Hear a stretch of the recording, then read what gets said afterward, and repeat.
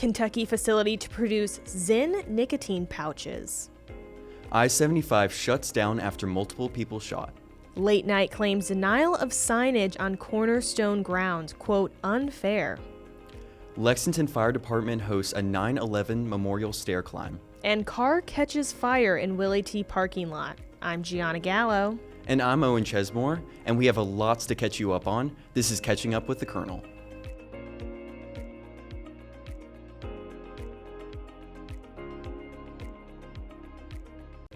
Governor Andy Brashear revealed that Philip Morris International Incorporated affiliate Swedish Match, which produces ZYN nicotine pouches, will expand to a facility in Owensboro, Kentucky, according to the Courier-Journal. In a press release by Governor Brashear on Tuesday, August 27th, this facility will create 450 jobs with $232 million investments. The construction has started on this facility and is projected to be completed by the end of June 2025. Owen, how do you feel about this article? Definitely a crazy development. I mean, $232 million is a massive investment, but definitely going to get a mixed reaction from some people, I think. Yeah, I know Bryce Toll, our TikTok manager, just did this story and opinions from students. And I know students at UK are very happy about this because they'll get their ZYN nicotine pouches. Right. Do you know by any chance if ZYNs are better than vapes and cigarettes? Or I think they're better for you. Health-wise, I think so. Yeah. And it'll produce more job opportunities in Kentucky. So even though I know it's not the best production it's an improvement maybe. But it's an improvement, yeah. And it will provide more jobs for people. I agree, yeah. I-75 in Laurel County was shut down on Saturday, September 7th, after multiple people were shot in what is being called an active shooter situation, according to officials. The shooting took place in Laurel County, 9 miles north of London and 80 miles south of Lexington. The Laurel County Sheriff's Office identified Joseph A. Couch of Woodbine, Kentucky, as a person of interest, according to a post on Facebook. A silver SUV registered to Couch was recovered in a wooded area off of exit 49 of I-75 Saturday night, along with a rifle case, and on Saturday, September 8th, an AR-15 was recovered. This ongoing manhunt resulted in school closures or virtual instruction on September 9th in eastern Kentucky, according to Lex 18. This investigation is still ongoing, so we will have updates when more information is available.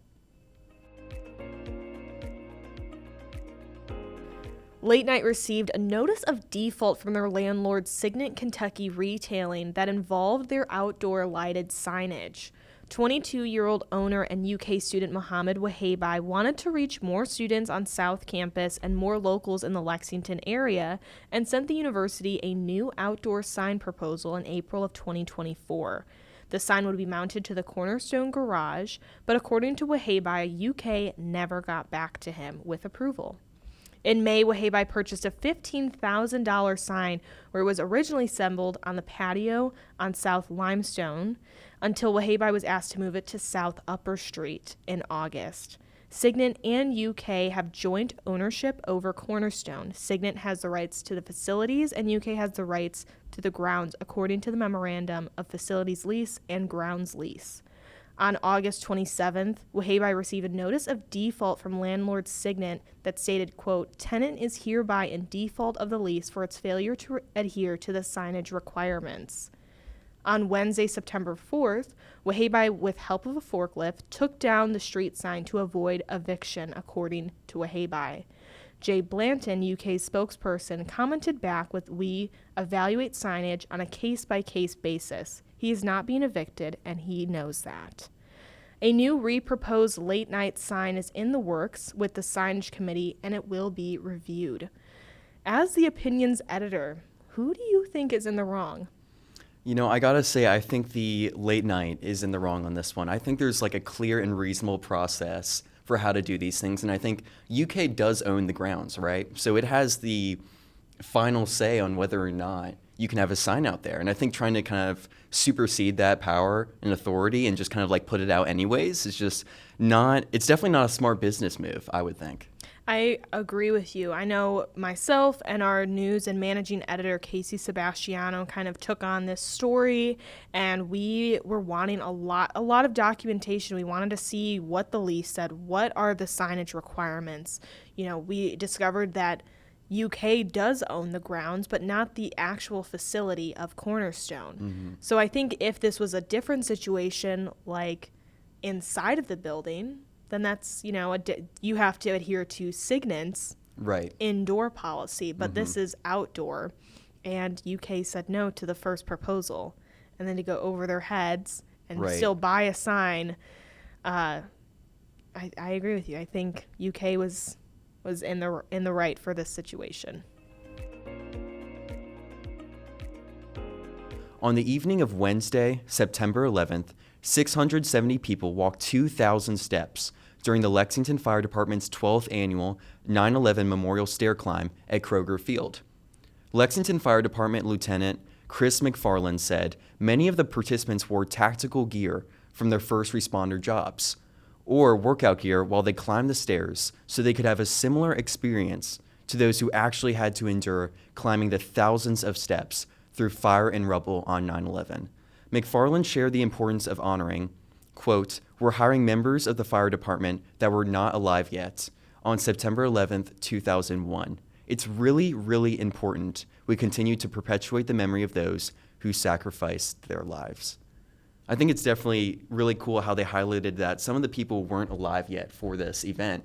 And I think we can definitely share in that experience, which is really cool that we still get to kind of take the moment and kind of appreciate what these people did. I completely agree. I mean, I know in grammar school, I know for me, I don't know about you, but every 9/11 we would stop our history lessons and talk about this American tragedy that happened. So I'm really glad UK and the Lexington Fire Department host this event to continue that honor and memorial of all of these people that did sacrifice their lives. I agree.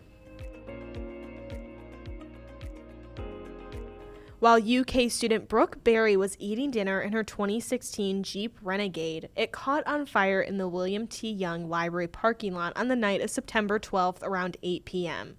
Berry said she was unaware of the situation until a girl approached her to tell her her car was on fire.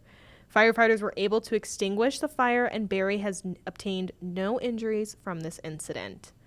This is one heck of a story, and it just recently happened. I couldn't imagine at night eating my dinner in my car, and then my car's in flames. Like, it's so crazy how something like this can happen. Yeah, and I'm just so grateful that someone warned her, because, I mean, she would just have no idea. I mean, it just happened, like, so quickly. That's just wild. And truly. I feel like this random girl, this anonymous girl, whoever helped her, should get, like, a Medal of Honor. No, literally. She's a hero. She's truly a hero. Yes.